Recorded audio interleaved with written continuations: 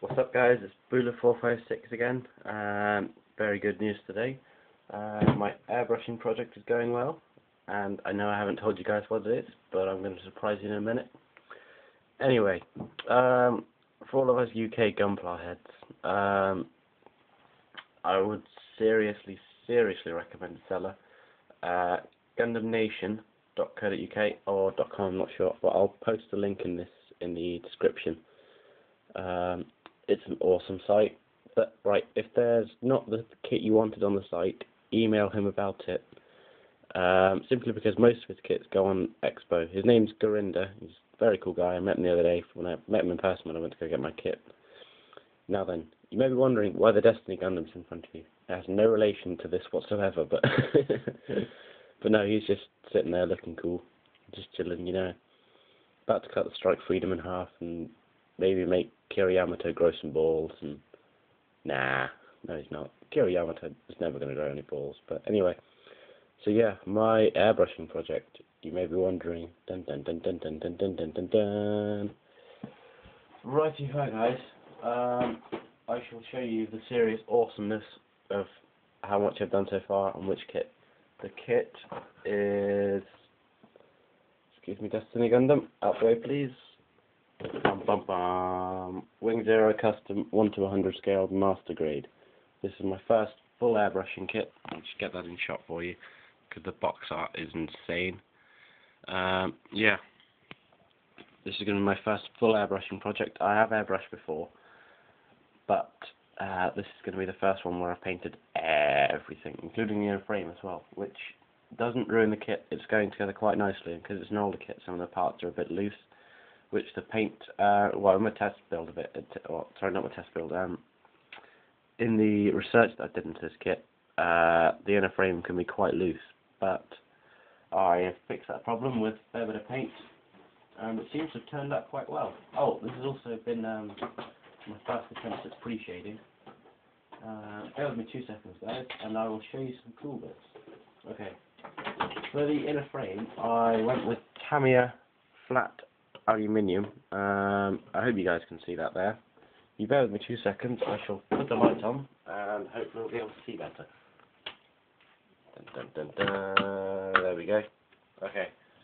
Yeah, well anyway, for this piece here, this plate E, I used Tamiya flat aluminium with a hint of the Tamiya gold leaf in there.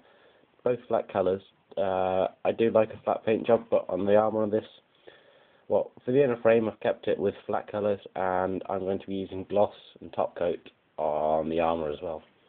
I'm not going to top coat the inner frame simply because I don't want to clog up too much of the joints. If I find that it's too loose, then I will clear coat it.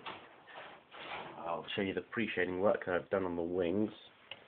I don't know if you can see that there, but instead of using black like normal people do, well, normal people, no one's normal in the world of gunpla, we're all way too cool for that. Anyway, for my pre-shading first, well, I used a mixture of flat aluminium again, but mostly black and a hint of white to make a nice grey, but with a metallic tone to it. I'm not too, I know what I'll do. Bear with me 2 secs, guys. Dun, dun. I hope you guys can see that up there. Very subtle appreciating that I've done on the wings anyway, simply because I wanted them to look nice light and feathery. Yeah, you can probably see it a bit better from the other side, but these have gone nice and glossy as well. I may flat coat them on the top. I'm not too sure. There's some pre-shading up there, a bit more on there. I mean, some of these bits you're not going to see, but oh well. Next piece, here's some armour that I've done. This is quite dark to shade. Sorry, I'm shaking the camera a bit. Some of the pre-shading on this is quite dark, and again, you can't see too much of it, but it seems to have turned out rather well, and I'm pretty chuffed with this kit and how it's going. Yeah, I messed up a bit on the armour, a bit too much grey down here. Not too sure if you can see that, but yeah, that looks alright. Some of it looks a bit grubby where the airbrush is splattered a bit, but that's from my own fault for being a bit crap at airbrushing. But anyway, here's the blue that I used. I used Tamiya flat blue, Or is it flat blue or is it royal blue? I'm not sure. Bear with me 2 seconds. Yep, Tamiya X4 blue. The royal blue, I think, is Revel colour. It's using enamel, but I don't like using enamel, so balls to that. Yeah, it sort of is a royal bluey colour, but it's nice. Anyway, for the red, as always, I've used my Tamiya XF flat red, but I am going to clear coat the red so it's nice and shiny, which is inspired by my Shin Musha Gundam. For the green parts, for all the cameras and such, I've used mixture of flat aluminium. I've used a lot of that in this kit, this second pot, and Tamiya X5 black green. And on top of the clear, I've done an extra layer of clear coat on where the cameras are going to be. Well, I will do when it's done. Tamiya black I've also used to darken some of this. This is a semi-gloss black actually, so it's got a little bit of shine to it, but not too much. And for the yellow of the kit, I've used Tamiya lemon yellow. I was going to do the yellow in gold originally, but I decided not to. I did the same thing on my high grade version of Wing Zero. It was okay, but I wasn't too keen. I do regret doing it. If you bear with me 2 seconds, guys, I'll show you how that high grade turned out. It's alright. It's an old kit. It's fallen to bits, but hey ho. I also did a lot of highlights on the wings on this kit as well, which I'm not going to be doing on my master grade. So yeah, here's the beautiful high grade in person. There we go. It's a little dusty, but as you can see, gold up there. And also all the panels on the wings and at the edges, panel lined it gold, thick gold. And it's fallen to bits again.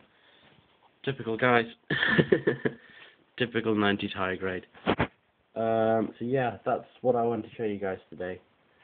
Sorry, Wing Zero's fallen to bits again. Oh, also one more thing. I've got another airbrush now as well. This here, bear with me 2 seconds. This I got second hand from my lovely mother, who turned out that she had an airbrush stashed away somewhere when I went out and spent 20 quid on mine, and yeah. This is a Badger, I think it's the Badger Pro Light, I'm not sure. It's a little old, but it's cool. It's nice for, well, I use this for doing all the top coat of the white, and I use the my Revel Starter Set Plus for the grey, simply because this one tends to splatter a little bit. There's nothing you can really do about that. It all depends on the flow from the bottle to the nib. Is it the nib or the spout or whatever? I don't really know terminology. But yeah, it's nice to handle. It's fairly light, simple push button on top. Whereas this one, sorry guys, this one has the switch to it. But yeah, it turned out alright. Anyway. Maybe a little while before I upload this, but simply because with YouTube I can't upload things directly from my camera if it's over 7 minutes, so I've got to sort through my computer and make some room on my hard drive. I'll move it over to there. Anyway, what am I telling you guys about this for? I shouldn't tell you the secrets of the trade. So yeah, also for my airbrush propellant, I've been using this simple Spraycraft. What size can is this? This is 500 milliliters. It's good stuff. Lasts a while as well. You can get a couple of kits done out of the one can, or more than that. Depends how much you spray on, I suppose. But oh well. Oh, and also as a thinner, instead of using isopropyl or just plain alcohol, water, or Windex, as you can use with acrylic paints, or so I've been told. I've not tried it myself. I thought I'd go down the proper route, just for once, and not cheat. So I used Tamiya acrylic thinner X20A. It's turned out quite well actually. You'd be surprised that there is a difference between using something like that and something like isopropyl or alcohol. It does seem to make the paint. It can absorb more pigment of the paint, I find, than using water. I mean, it pretty much is just alcohol, but there's other chemicals and such in it. So, I tell you what, let's read the side. Ooh. Oh, it's water soluble. Used in a well ventilated room, store away from direct sunlight. This thinner is utilised to be only with Tamiya acrylic paints. Fair enough.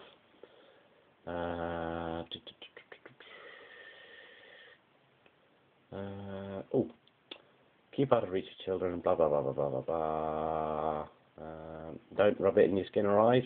There you go. Problem solved. And you'll be alright.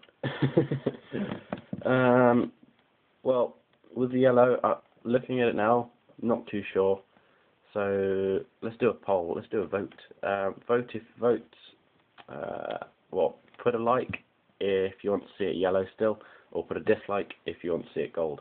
No, this isn't just some strange bid for me to get views of my channel. Well, of course I want people to watch it, but this is on an honest opinion. I'm generally stuck. I need you guys' help. So yeah, dislike for yellow, or was it dislike for gold? No, like for yellow, dislike for gold. Okay, you got that, guys? Cheers, guys. See you later.